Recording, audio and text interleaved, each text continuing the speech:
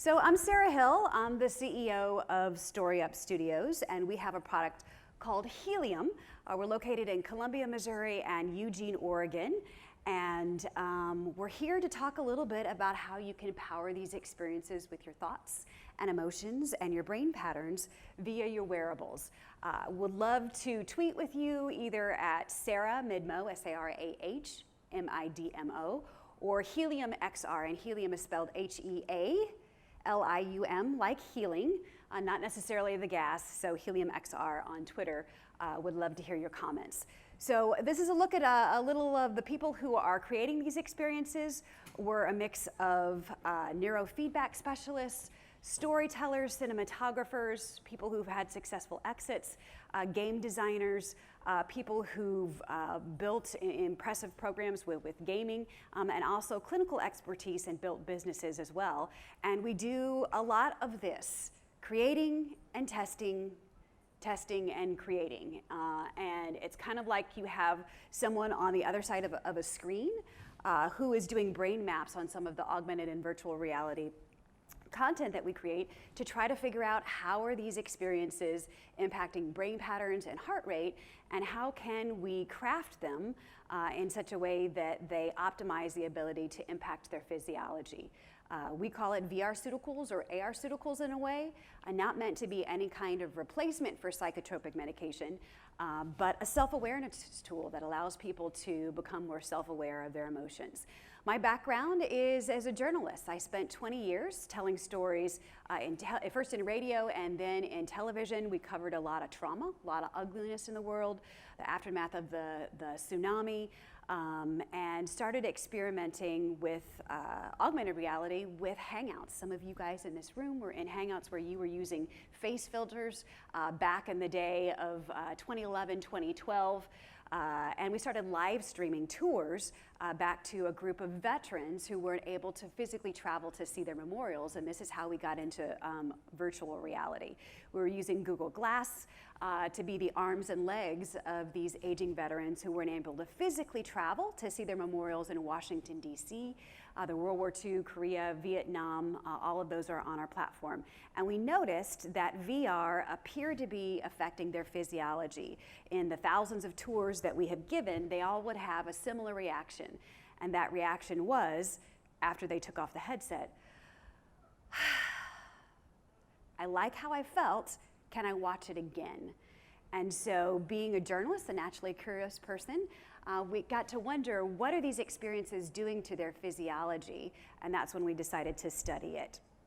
So the gentleman on your right, his caretaker told us that he wasn't able to lift his arms above his head to put on his headset, but immediately after that virtual reality experience, he had his arms above his head, which he hadn't done in a very long time, according to his daughter, who was his caretaker, and he was reaching out for the other people that he saw around in these experiences. So we formed a program. It's all put together by volunteers. It's called Honor Everywhere. A separate app for Honor Everywhere is coming out on Oculus Go in the next couple weeks. It's free, so be sure to download it and share it with those aging veterans that you know of that don't have the ability to physically travel to see their memorials in DC. All of this experience, our veterans content is free on the Healium platform as well. And this is a look at how these stories are powered by your biometrics. And if you could turn this down on that, up on that a little bit, that would be great. Yeah, audio, yep. So it's in AR or in VR as well, and you open the Healium app, and then you are able to power these experiences with your thoughts and emotions like this.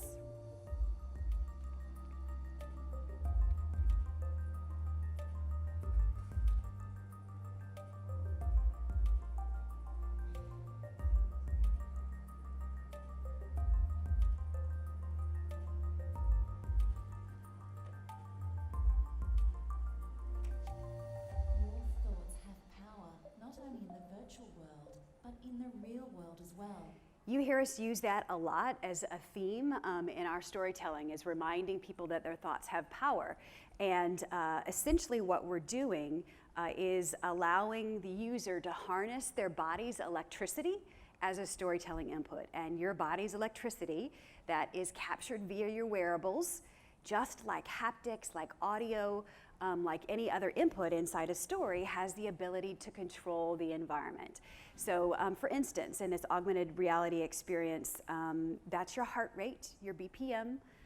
That's represented as a waveform. If it's below the waveform, which is good, you want to lower your heart rate, something happens in the environment that uses our technology. And so as you lower it, the planets light up and they begin to slowly shift around you.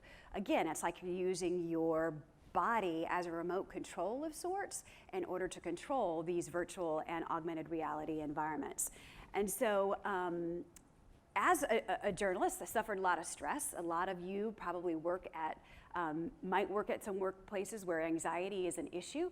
It's a $300 billion people in profit killer. And a lot of people are turning to meditation, which is a great thing.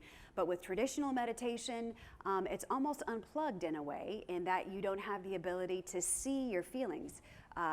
If you're like me, you close your eyes, and when they say, imagine a beautiful meadow, well, I see nothing when I close my eyes, and then your thoughts start ruminating of, did I let the cat out? Did I get that from the grocery store? And then before you know it, when you're trying to go to bed at night, you have a negative narrative that's going on in a loop in your head. And that's what we're trying to do, is to interrupt that stress response with story, with media, and with data from your wearables that allows you to see your feelings so you can better control it. We know that virtual reality affects us, affects our physiology deeply. We can see it on brain maps, skin conductance, and heart rate. And we are using these BCI stands for brain-computer interfaces, in order to not only use your EEG pattern or your brain pattern as an input, but as an output as well. So you see on the right, Dr. Tarrant is testing the output of a firefighter, trying to see what their reaction is to our content. And then on the left-hand side, there's a Muse meditation headband that we're using as an input. On the left-hand side, that's not a whole diagnostic device. It's not covering the whole head. It's capturing a very specific brain pattern associated with positivity or calm. And then you're able to use that as an input inside the environment. So we're measuring it both ways, seeing how it affects the user from an input, and then measuring that output and making sure that we got it right. These are some of the BCI interfaces out on the market right now. We're hardware agnostic, so if you are developing a consumer grade BCI headset, we definitely want to talk with you. We'd love to play with your stuff and create some content for it. So Emotive, Lucid Labs, they have a booth out here. Definitely check out what they are doing, embedding sensors inside the forehead area. NeuroSky, Neurable also has a presence in here, doing great work with the whole area of the head inside virtual reality. And then Muse, we're using that right now, that you're able to control not only VR but AR environments with our apps and some of their hardware. And this space, I can think of 4 others that next year they will be on this space. Neurobit, Neuroverse, BrainCo, BrainBit, the list goes on. And you're seeing more of these sensors being embedded into the devices. Tech is a great company. They also have a presence here on the trade show floor, so definitely check out what they're doing, not necessarily with EEG, but with facial expressions and emotions. And the Muse folks, this was a look at an early prototype that they had displayed at CES a while back. Again, embedding those brain patterns, those EEG sensors inside the face masks. So basically, your brain is a 10-speed bicycle. How many of you all remember when you got a 10-speed bicycle as a Schwinn? Yes, showing our age in the 1970s, but you are using those feelings as a gas pedal in order to stop and start the experience, and also to make yourself more self-aware of the abilities to stop and start that experience. And how do you stop and start the experience? With your memories.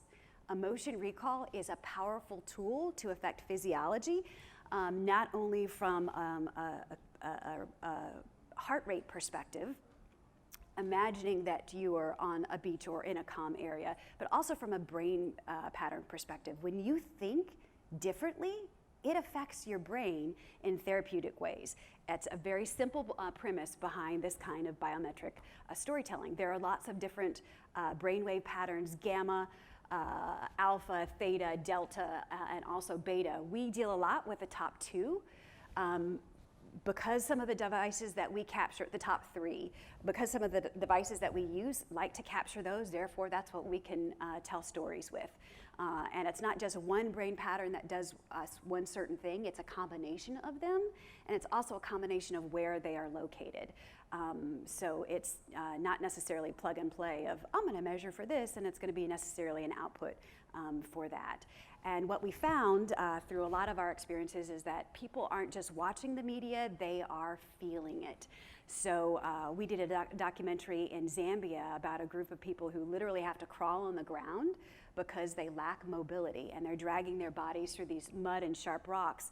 We wanted to capture for them a first-person perspective of what that was like. But when we did brain maps to see how is this content affecting the user, we found it wasn't necessarily being that first-person perspective and crawling, feeling what that's like to be low on the ground. It was the third-person perspective that really lit up those empathy centers in the brain. That woman is watching the other woman crawl towards her.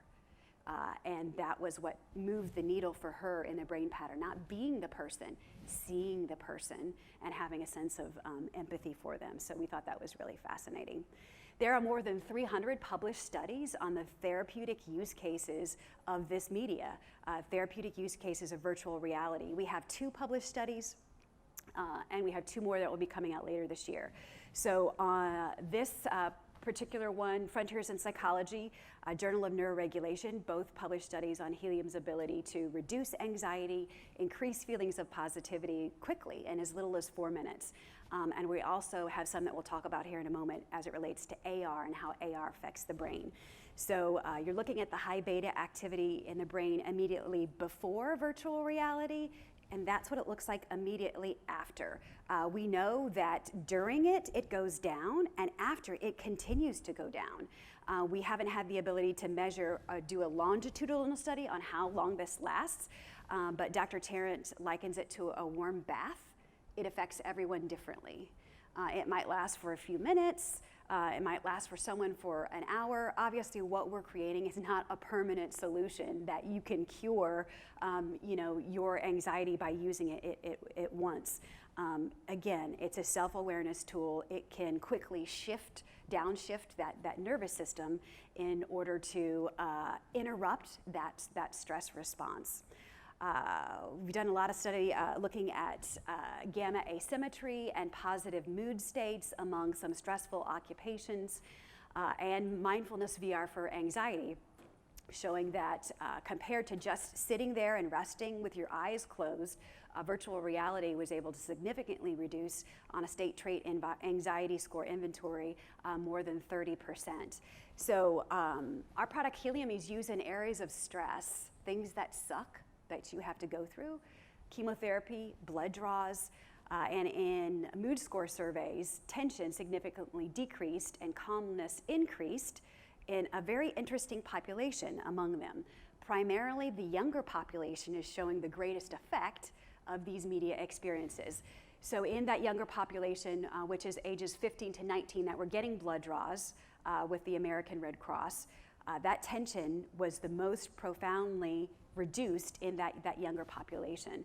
And also calmness more significantly increased and happiness as well. So you're able to evoke a sense of positive mood states just using media, which to me is mind-blowing, literally and figuratively, that something that we can consume in these environments has a therapeutic impact on people. And when you add story to it, it confounds even more, because story is how we learn to regulate those emotions.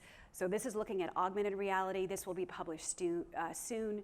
About 40 individuals were tested comparing flat 2D media to augmented reality and looking at their percentage changes in mood and also in how engaged they were in this particular meditation. I use meditation in quotes because we haven't found a better word to call it. It's not, close your eyes and meditate in any way. It's visual meditation. but they were engaged in a great deal, and this goes along with all of the other research as it relates to training and how VR is more memorable. They watch it longer, and they are definitely more engaged, not only in virtual reality, but also, as we are finding, in augmented reality as well. They have the ability to look around it. And here's one of our experiences where the brain pattern is being live streamed essentially on the bottom of it and changing these environments. So XR it reacts to your biometrics via this data from your wearables. You can change the seasons with your heart rate or your brain pattern. You can see your respiration visualized in a lotus flower that opens and closes. And I'll show you an example of this about using your positivity to fill up a spirit wand. So not only can you see it, it has a therapeutic impact, and these are among the first AR and VR media channels that are controlled by brain-computer interfaces and heart rate. So being the canaries in the mine, would love your feedback as a collective community on how we can grow this space and properly tell these stories.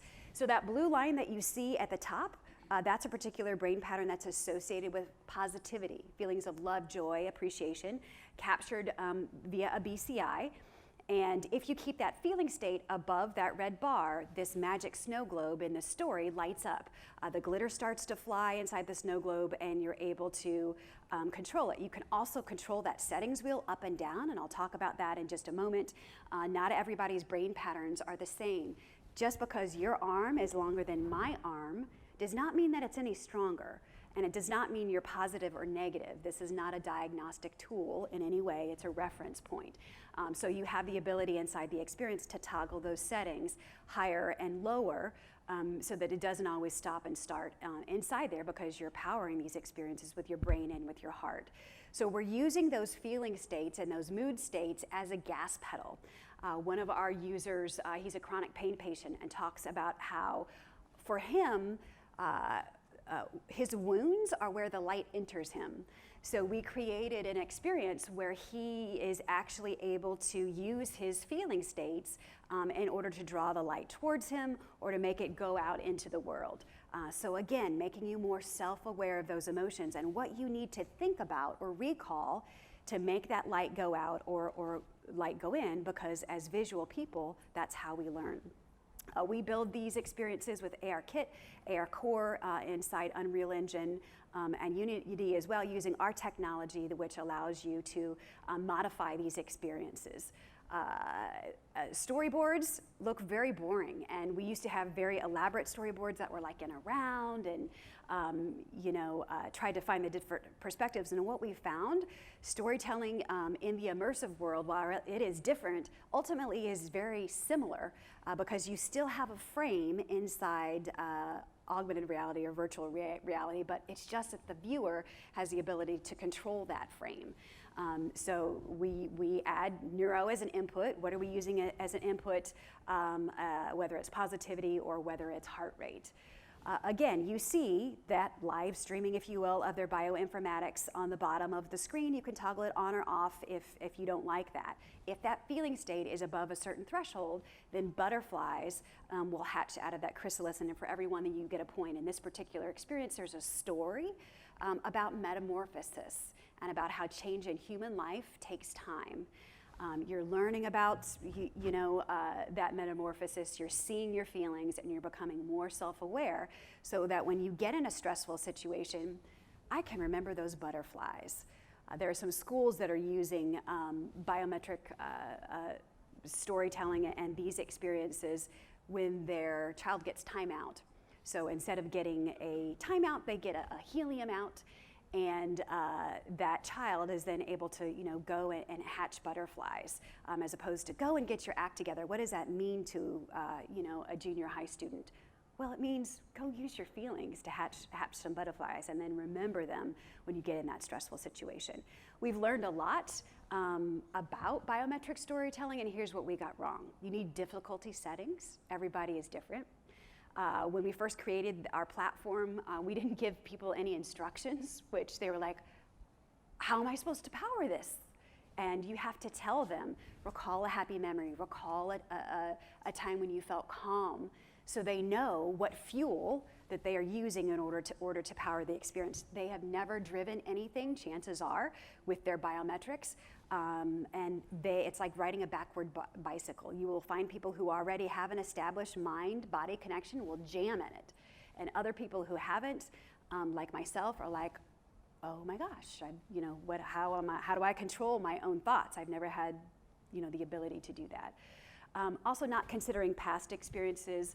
Some people don't like to be on a beautiful bluff. It scares them half to death. We did a brain map once on this beautiful bluff and we're wondering why in the world the stress reactions in certain areas were going up. Well, they were on the side of a cliff, literally, and obviously they were scared of heights, and that might have been some of the reason. Some people don't like butterflies. They don't like some of the tulips that you can hatch with your heart rate, all of those things.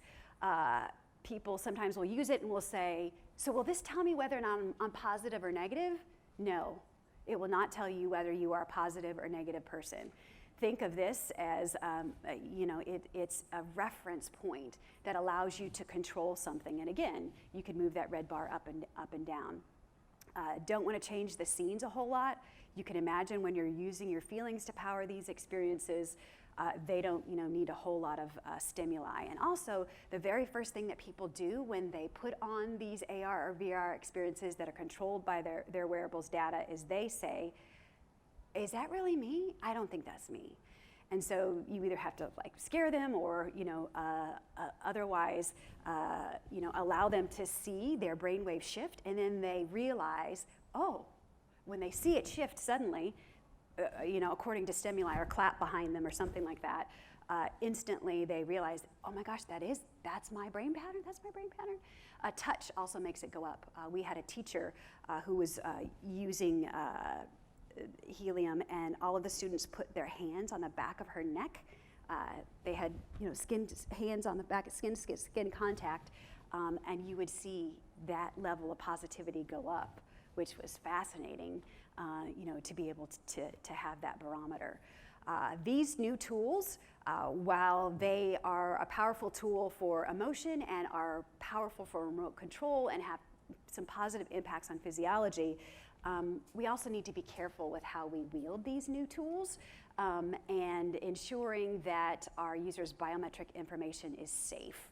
We're not talking about an email address or a physical, mailing address or any of that other kind of data. We're talking about storing individuals' heartbeats and brain patterns, which I don't know about you, but that scares me to death, as how do we ensure that that information is protected in a way that nobody can get it, and it's properly used by the users, that our platforms are safe. There's a great initiative, it's called XRSI. For all of the content creators in the room, make sure that you check them out, and I think that they are somewhere here in the audience here. Yeah, Kevya, so definitely come and talk with them if you're interested in creating this kind of content. We don't know what we don't know as creators. Certainly we can have people in neuroscience fields and clinical fields, but this is their internal states, if you will, and so we need to make sure that those things are protective. So definitely check out what they're doing at xrsi.org, where they're igniting a conversation with creators about how to ensure that this data is protected.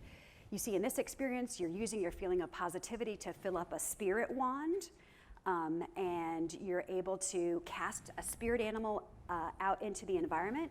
You see those bioinformatics displayed, their heart rate, brain pattern on that wand at the bottom. We're still playing with what's the best way to display this information. We're doing waveforms right now, open to suggestions. Maybe you all have some other ways to do it. It's a gesture-based interaction where you're able to draw this rune, and then up pops a different kind of spirit animal.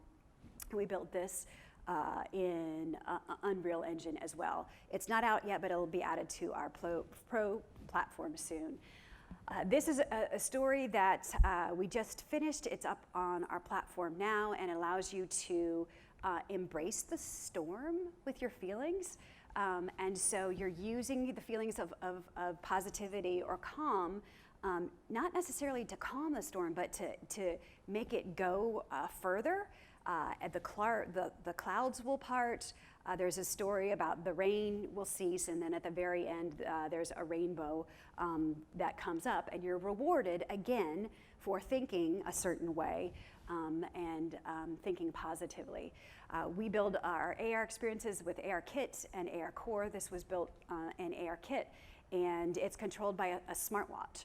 So this is the first augmented reality experience that's controlled by an Apple Watch, and you're able to lower your heart rate and then grow flowers. There's a breath pacer that's on the rock that's a butterfly, and it opens and closes in tandem with your breath. Hopefully in the future we'll be able to use cool tools like the Spire Stone, which tracks respiration.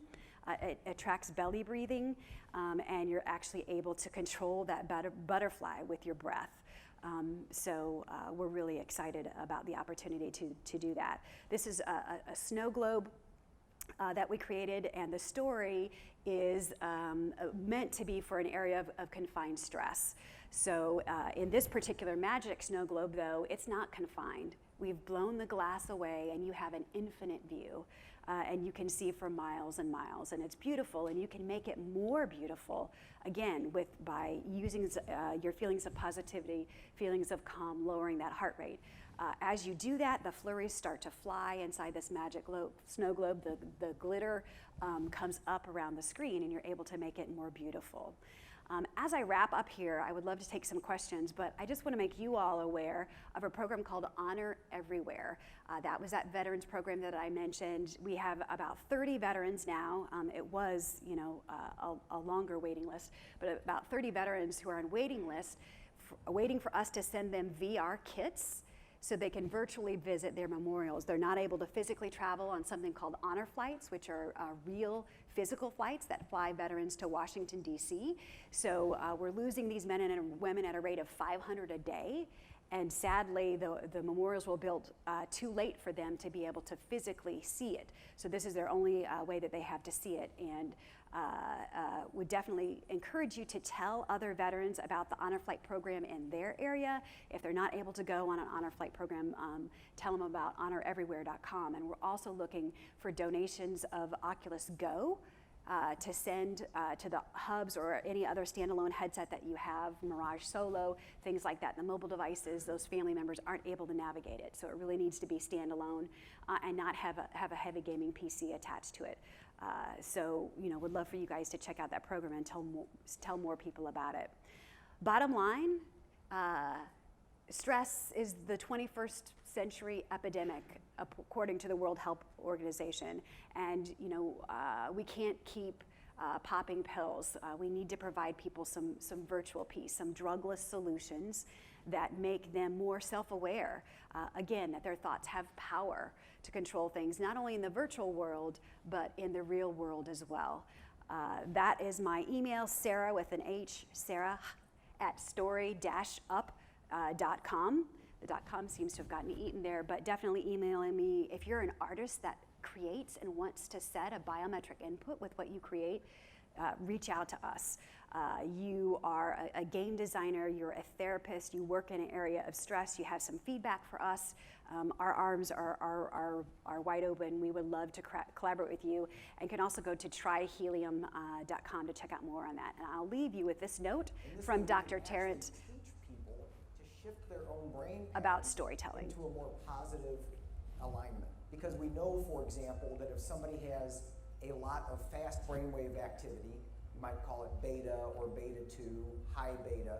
If you have a lot of that kind of activity in certain regions of the brain, that's associated with a stress response or with anxiety.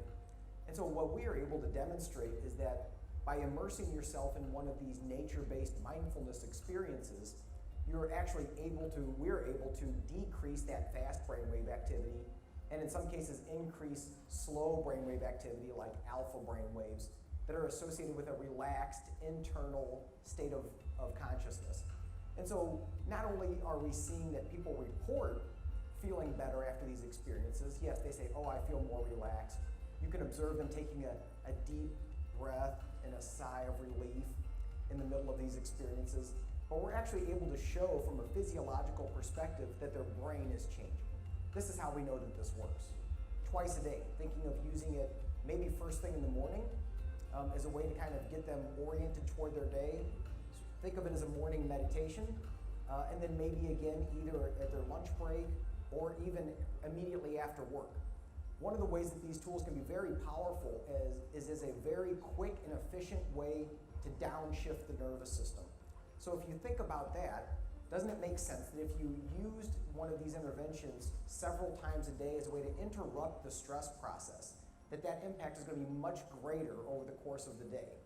So again, it depends on the person, but using it as a way to interrupt, to start to develop an awareness of your own internal stress process, and then using this as a tool to interrupt that.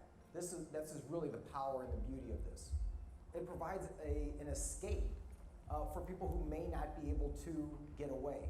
People who maybe are in a nursing home, or maybe they're in a hospital, or maybe they have an illness and are unable to get outside, to go into nature, to visit these different places. And we can provide that. We can provide an opportunity to transport somebody literally from wherever they are, sitting in their living room, in a hospital room, transport them to another place in the world, a place of beauty, of rest, of relaxation, of tranquility. People are constantly judging, comparing, criticizing themselves and each other. That, this culture of bullying that we see, all of these different elements of the world we live in right now are very damaging, and they're very damaging to the way that we see ourselves, the way that we feel about ourselves. So what we need is something to counterbalance that. We need an antidote. And literally, these experiences, being able to step outside of yourself, to look at yourself differently, to look at yourself with compassion, or to step outside of your small sense of self, that is the antidote. So thank you for your time. Your media diet is something that you can control. So make sure that you're pouring some positive things into it. And with that, I'd answer any questions, but we are out of time. So thank you very much.